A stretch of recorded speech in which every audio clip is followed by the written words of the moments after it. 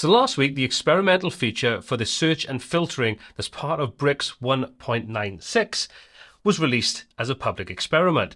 Today, we're going to take a quick look at how that works, some of the features, some of the shortcomings at this point in time, and I'll just give you a general overview. Now, this isn't a deep dive into how you use it.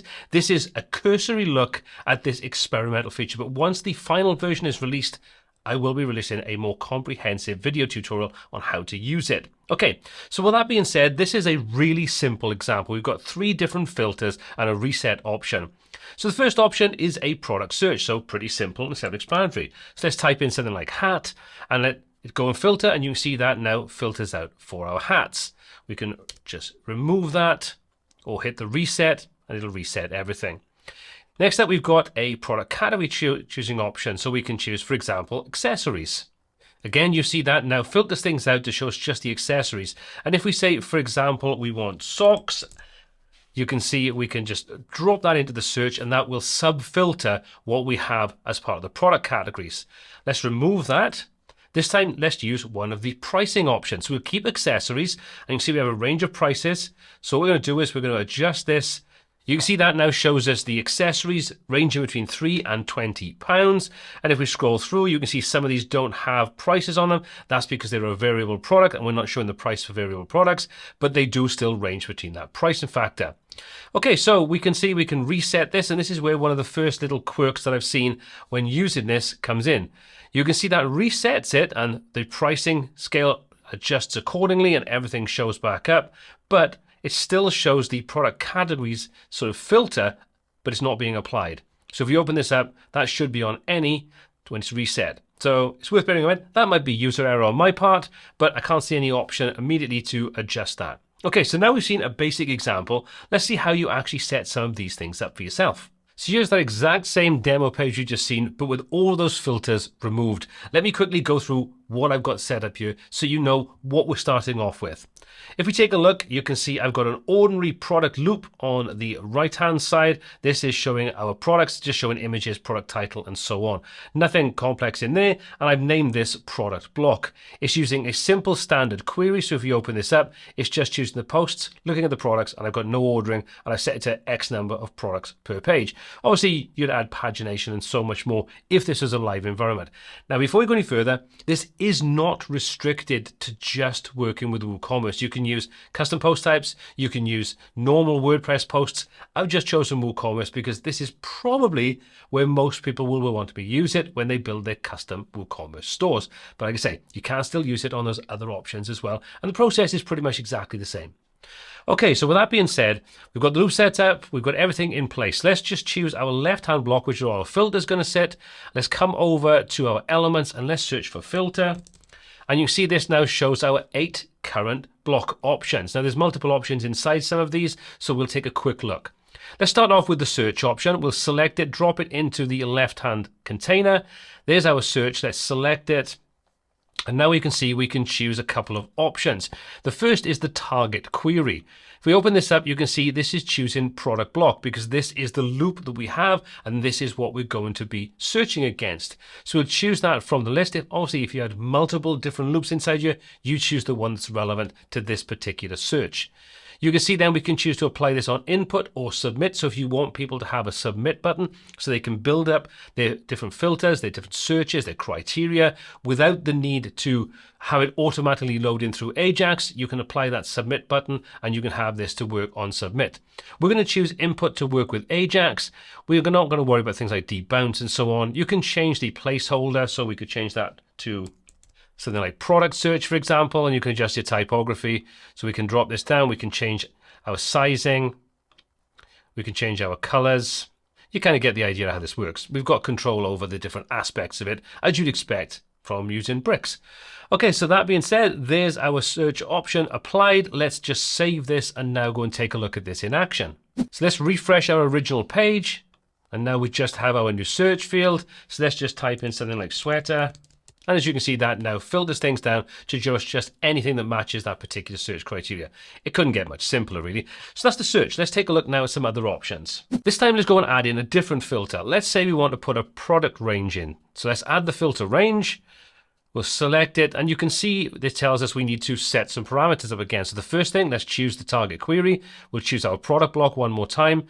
We'll choose our input as our apply on, and then we've got our source. Now, currently this only supports a custom field, but we can still reference various different pieces of information from the native WordPress functionality.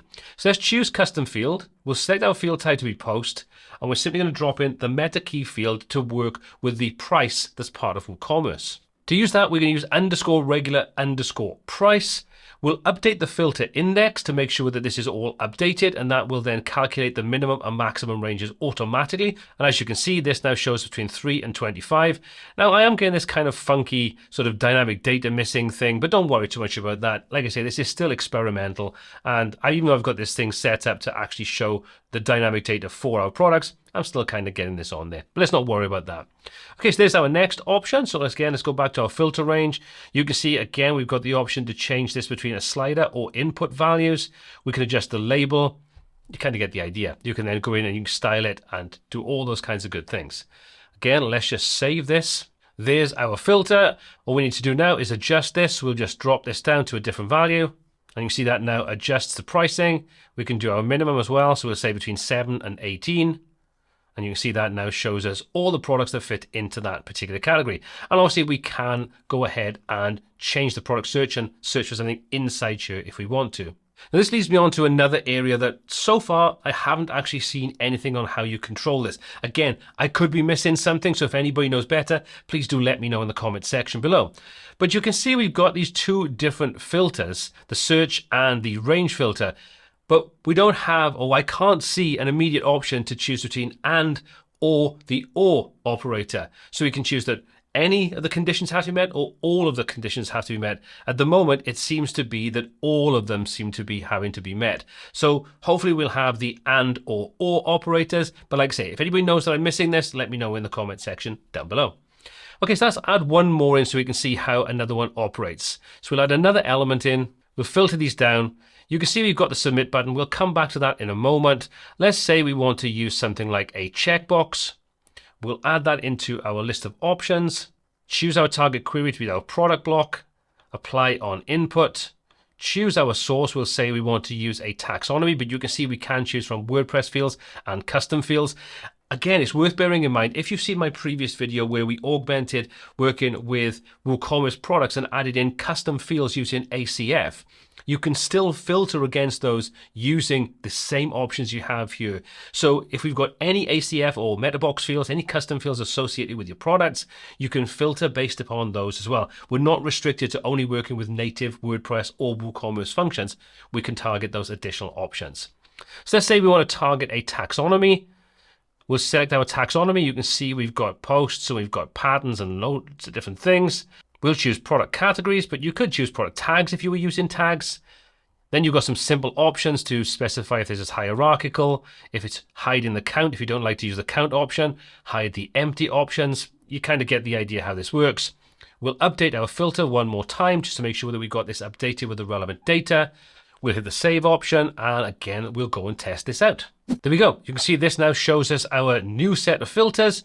We can say we want to look at shirts, for example. We'll select that from the list. And now anything that fits into that particular category, you can see shirts on all of these, is now selectable. And we can stack these again on top of each other, so accessories and shirts. So you can see this now offers all those. And we can say we want to adjust the pricing. And you can see how these filters work. It's pretty simple, pretty straightforward. There's nothing rocket science inside here. So finally, let's take a look at how we can apply either a submit or a reset button. If you have multiple different filters, it's a bit of a pain to have to go and deselect them one at a time. So it's nice to have a reset button as an option. So again, let's come back over to our filters. We'll choose the submit, choose our target query. Again, you can see it's all pretty self-explanatory. Change this to a reset button, not a submit button. But if you wanted to submit or you wanted both, just insert two buttons, set one to submit, one to reset. Let's set this to be reset. We'll change the text. You can set your size if you want to on here. You can apply styling. So if I've got a class that I've got applied to this. So set it to our primary button so it matches our design and everything else that goes with it. So everything has now been set up. Again, we'll hit save, apply a couple of filters, hit reset, and it's reset it. I think for the experimental version, it is a pretty solid starting point. Yes, it's still missing that and or operator, and hopefully, unless I've missed something, that will be included in the final version once it moves out of the experimental phase. Speed-wise, I don't know yet how this is going to compare to tools like WP Grid Builder, Fastest WP, or Relevancy. We'll have to wait and see when the final version comes out, and then we can see how well it'll operate from a speed point of view. If you found value in this video and you'd like to be notified as soon as more Bricks content is released, be sure to hit that subscribe button. It really does help out. As always, all applicable links are in the description down below. My name is Paul C. This is WPTuts, and until next time, take care.